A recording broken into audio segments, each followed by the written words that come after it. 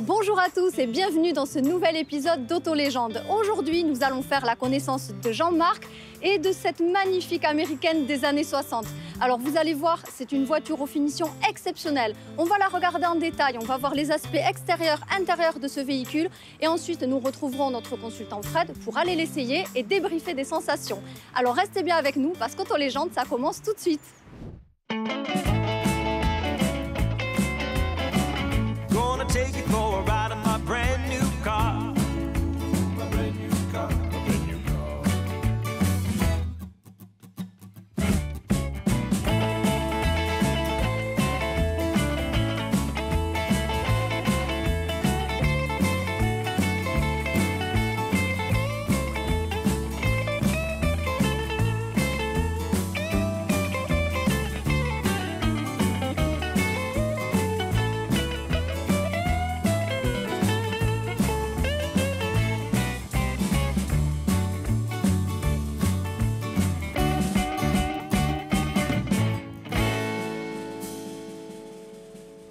Alors bonjour Jean-Marc, enchanté. Bonjour Angélique. Bon Moi alors, aussi.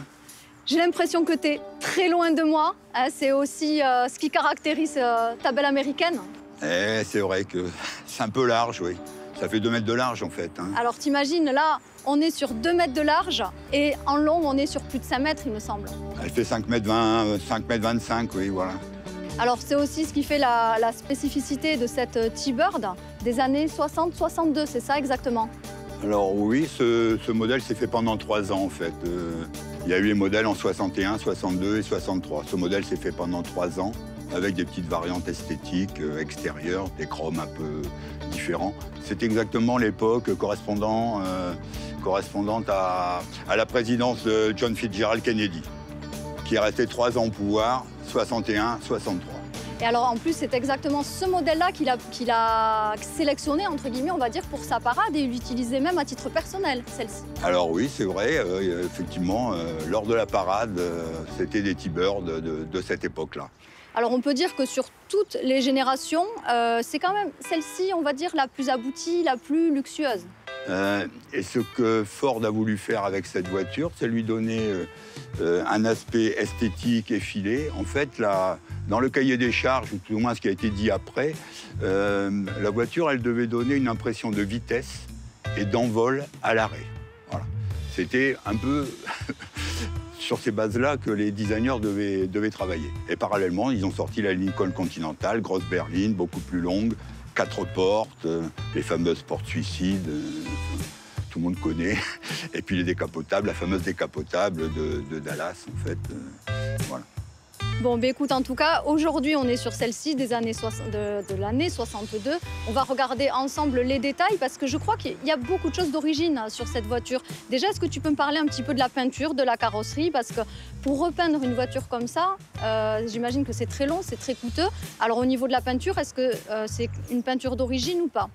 Alors, c'est pas une peinture d'origine, c'est une peinture qui a été refaite, c'est une teinte d'origine, mais c'est une peinture qui a été refaite il y a une dizaine d'années.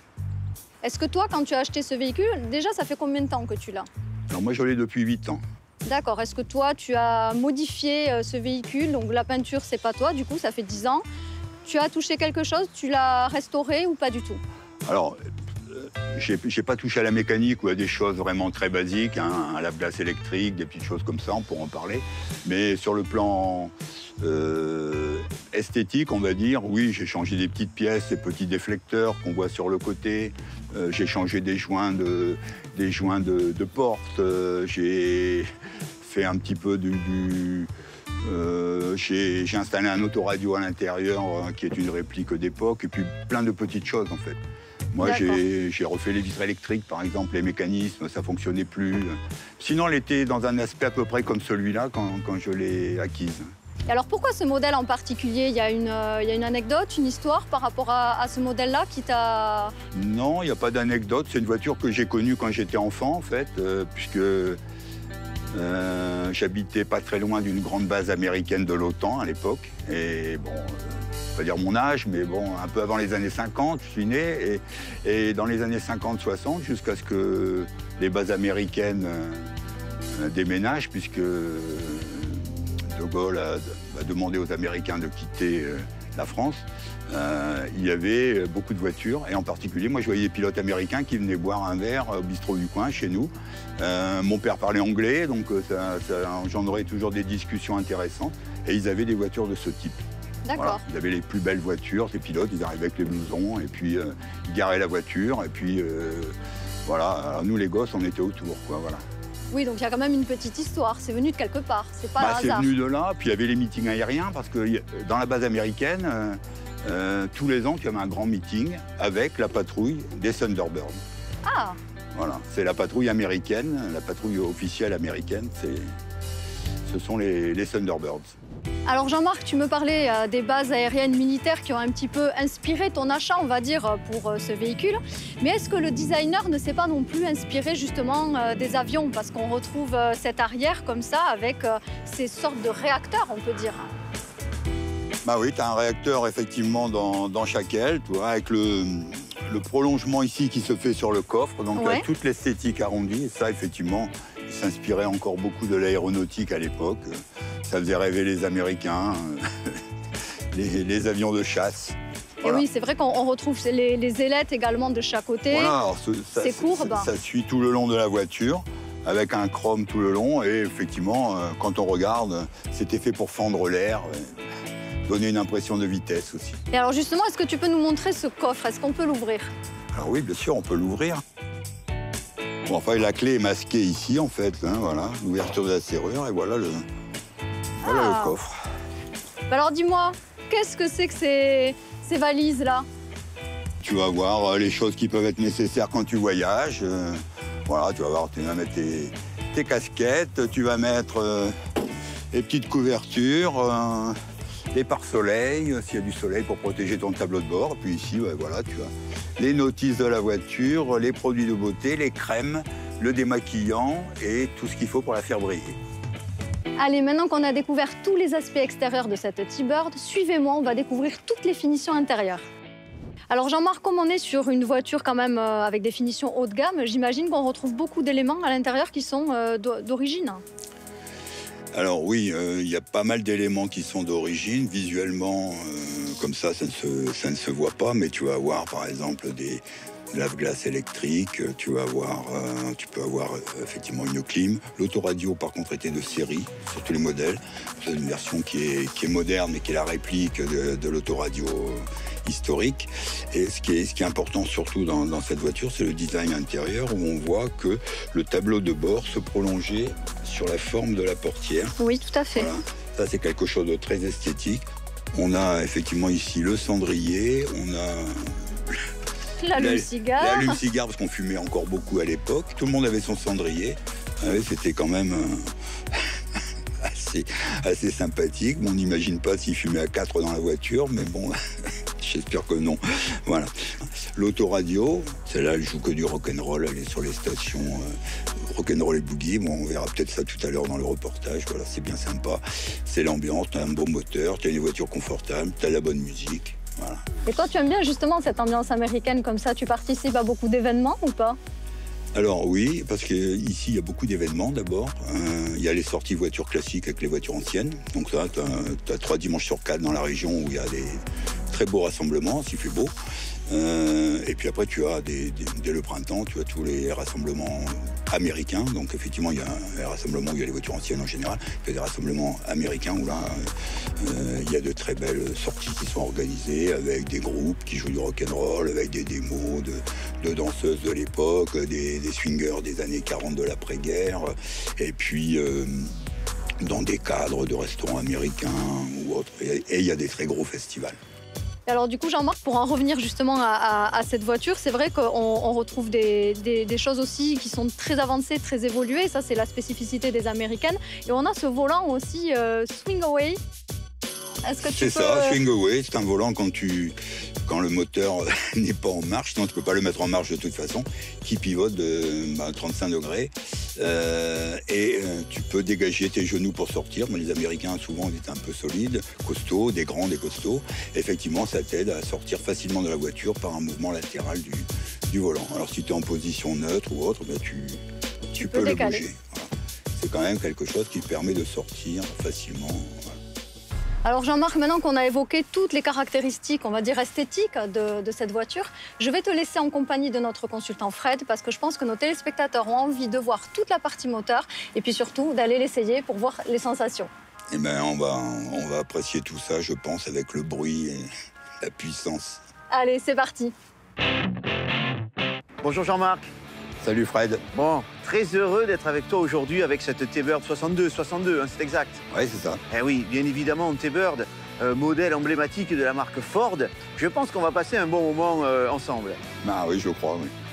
Une ligne particulière, une ligne en même temps, je dirais, douce et agressive, avec que ça soit effectivement des lignes d'ailes hein, qui filent, qui partent, je dirais, du pare-choc jusqu'à l'arrière. Ça, ces lignes-là marquent bien évidemment ce modèle T-Bird et ce pare-choc particulier qui, je dirais, est totalement encastré, qui prend totalement sa place dans cette face avant. On a des fois, c'est vrai, sur des modèles américains, un pare-choc très imposant qui sort vraiment, je dirais, de la carrosserie. Et là-dessus, sur cette version, sur cette 62, c'est vrai qu'on a, je dirais, un équilibre parfait avec ce 4 phares et ce pare-choc qui fait partie en même temps de la calandre, de la carrosserie, avec notamment aussi ces petits cubes chromés qu'on retrouvait en 58, notamment sur les Buick Limited. Voilà, un très très beau modèle. Et l'aigle tonnerre qui mélange effectivement la philosophie américaine et notamment les origines indiennes dans ce pays-là. Cette aération sur le capot, bien évidemment, qui va refléter, je ne me trompe pas, un 390. Oui, c'est ça, tu as un 390 cubic inch. Voilà, un 390 en 6 litres 3, 6 litres 4. C'est ça. Forcément un moteur extrêmement puissant. Donc on retrouve là je dirais un mélange que j'aime bien, c'est-à-dire une puissance et une ligne, je dirais très diplomatique, hein, si je peux m'exprimer ainsi. Des lignes douces mais en même temps bien marquées. Voilà, je suis sûr, on va passer une super journée ensemble. En parlant du moteur, on peut ouvrir le capot, Jean-Marc? On l'ouvre? On l'ouvre. Allez, vas-y.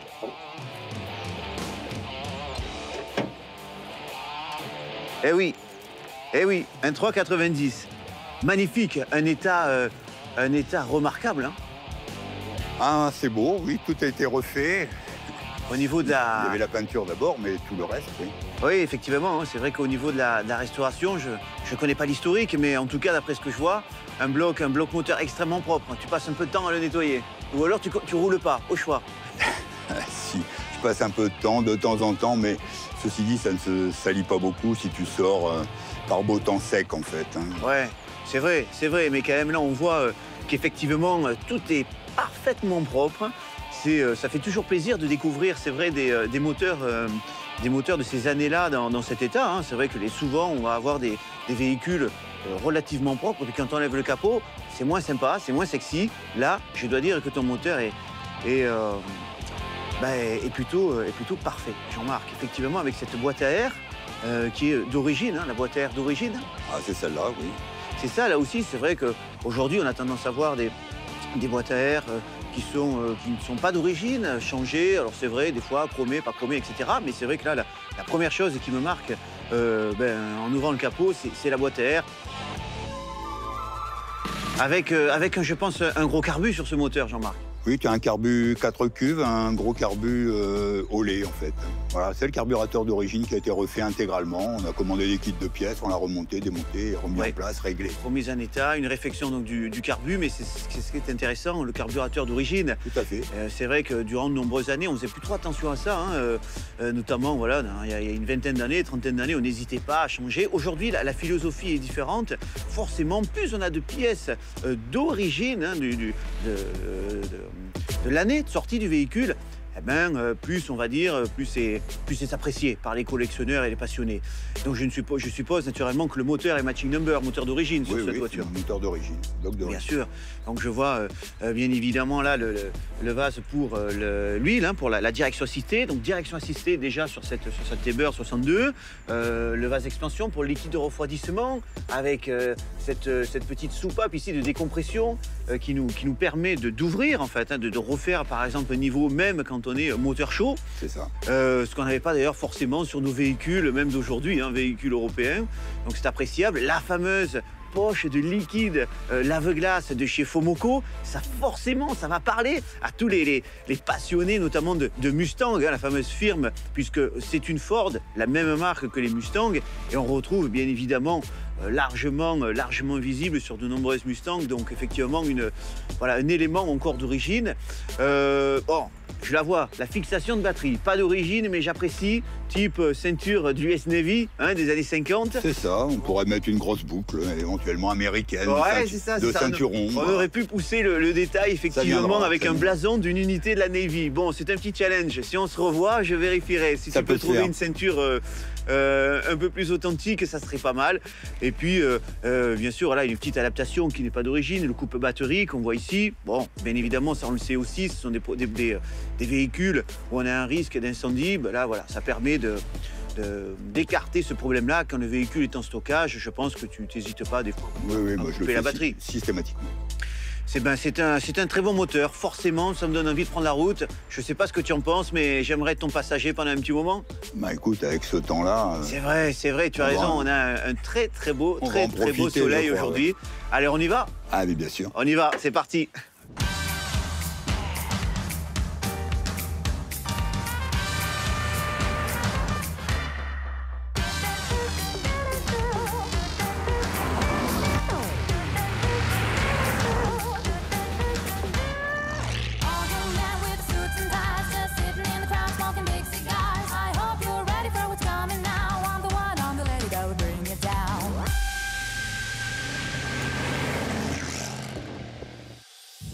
Jean-Marc, nous y sommes. Nous voici à bord de cette magnifique T-Bird 62. Un confort que j'apprécie déjà. Hein. C'est vrai qu'on est est quand même pas mal installé dans cette voiture, Jean-Marc. On est bien. C'est vrai que les Américaines de ces années-là sont quand même connues. Hein. C'est vrai pour être confortable quand on est sur un segment un peu prestige, je dirais. Mais on a deux postes je dirais, presque deux postes de pilotage, on pourrait dire. Hein. Bon, alors, presque deux baquets, ouais, t'as raison. Ah, c'est ça, hein, ça c'est... la console.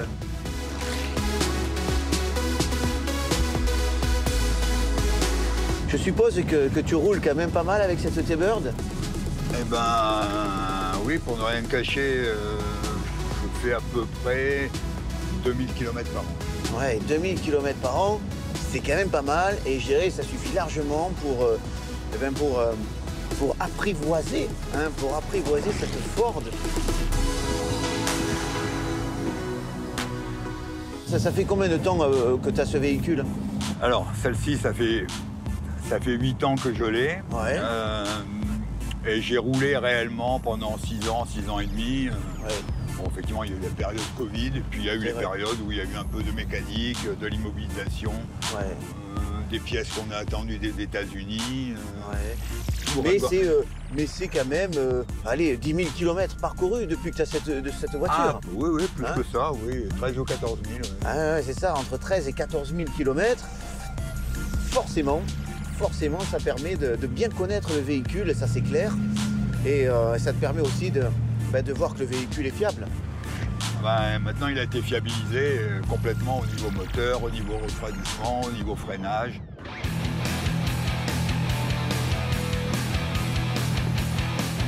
J'ai perdu une fois le freinage, mais bon, ça, c'était une rupture sur une petite pièce. Bon, ça, c'est vrai que c'est la mauvaise surprise, surtout quand tu roules. Mais alors, comment ça s'est passé? C'était en roulant? Ah oui, c'était en roulant. Oui, je revenais d'un festival, et puis quasiment sur l'autoroute, sur une Eurocade à plus de 100 à l'heure, en fait. Ouais. Là, la pédale molle, plus rien. Ah oui, d'accord. Donc là, tu lèves le pied, tu cherches le frein à main, il n'y en a pas. Il n'y en a pas, puisqu'il n'y a pas de frein à main, hein, bien évidemment. On est sur une boîte auto, pas de frein à main. Et alors, raconte-nous la suite. Alors, tu as quand même un frein au pied, si tu veux. Ouais. Donc celui-là, c'est vraiment le frein de parking. Et c'est vrai que si, dans un moment où tu es un peu tendu quand même, avec les voitures qui sont de tous les côtés, que tu dois sortir sur une bretelle et freiner, écoute, il faut mettre le pied au bon endroit sur le frein à pied, et puis essayer de la tenir et de ralentir. Et puis après, tu rétrogrades ta vitesse, puisque tu peux rétrograder quand même en vitesse lente. Oui. Et après, tu vas tout doucement, jusqu'à ce que tu trouves un arrêt. Ok, le compteur est en marche. Et Le compteur est en miles, c'est pour ça qu'il ne monte pas vite et puis on est sur une petite route. Ça, là, Mais on peut accélérer. Eh oui, et on entend, effectivement, là, on fait rugir le 390, un gros moteur, bien évidemment, plus de 6 litres de cylindrée. J'aime bien comparer toujours le fameux 289 Mustang, hein, c'est un 4,7 litres. Donc Ouais, là, on dépasse ça. les 6 litres dans un gros moteur. Alors là, je me permets de comparer parce que on est sur la même marque. Hein. Ford T-Bird, Ford Mustang. Pas Voilà. le même poids de voiture. Voilà, c'est vrai. Donc là, on a un très très gros moteur sur cette T-Bird, notamment sur cette édition 62. Compteur en miles. Et ce que j'aime bien, c'est vrai, au niveau de la bitacle, c'est quand même ces 3 contours.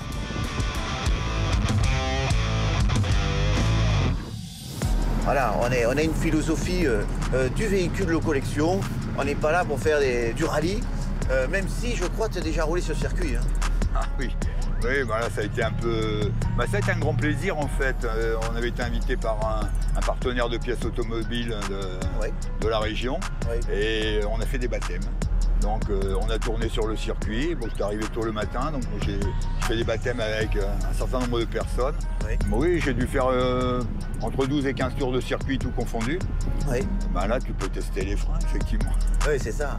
Un moteur 390 à cette époque développe effectivement, voilà, tu le disais, beaucoup de chevaux, hein, 300. 300 chevaux. Ouais, 300 chevaux. 300 chevaux, donc on imagine un couple tout simplement impressionnant également. On a un couple dingue. T'as près de 600 de couple, hein. Ouais, 580 de 600 couple. Bon, on peut grimper aux arbres sans souci. Hein, voilà. Hein, tu ralentis, tu vois, et puis là, tu raccélères.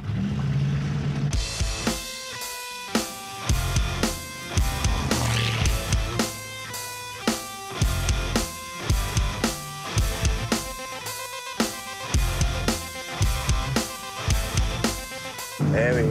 Et là, ça Eh oui. repart. Et voilà, on sent la puissance tout à fait. Et effectivement, les sensations, je peux vous garantir qu'on les a à bord de cette T-Bird, avec le ronflement du moteur via les échappements. Très sympathique aussi sur cette belle route avec ce soleil. C'est vrai qu'on a de la chance aujourd'hui. Et c'est plutôt sympathique. Ça, c'est clair et net. Un bon moment dans cette T-Bird. Ouais, c'est la série 3, hein, c'est ça, cette T-Bird. Hein, ouais. Oui, Non, oui, c'est ça. c'est la série 3. Série 3, ouais. ouais. C'est la série 3. C'est la troisième génération, on va dire. Voilà, c'est ça. Et en fait, il s'en est vendu entre 60 et 70 000 par an. C'est une production qui était importante, qui a bien relevé Ford. Il faut savoir que la première ou la deuxième génération ne faisait pas des chiffres extraordinaires. Et à partir de la fin de la deuxième génération à celle-ci, Oui. il s'est vendu à peu près quand même 70 000 voitures par an. Ce qui est quand même Ce un qui beau était quand chiffre. même pas mal. Et quand on voit effectivement le film de l'usine de l'époque, Oui. tu comprends, tu vois l'industrialisation, ça tombait à la renverse, quoi. C'est génial de voir comment on te produisait une voiture, comment elle passait en bout de chaîne, comment elle était contrôlée, comment elle était montée, les roues elles arrivaient par paquet de 4, c'était monté, un coup de visseuse et ils vissaient les 5 écrous. Hein. C'est Donc, vrai. Ouais, c'est vrai. Voilà. C'est des Et- sacrées époques. Ouais. Les T-Bird, bien évidemment, j'en ai déjà croisé, m'ont toujours un petit peu attiré le regard, mais c'était pas, je dirais, voilà, peut-être mes véhicules préférés. Mais après avoir passé cette journée dans cette T-Bird, ben, je te cache pas que j'ai changé mon coup d'œil et que je ne les regarderai plus de la même façon. Ça, je te garantis que c'est vraiment un pur moment de plaisir et de bonheur de rouler à bord de cette T-Bird. Un grand merci à toi Ah, et je bah, te dis écoute. donc à bientôt. Hein.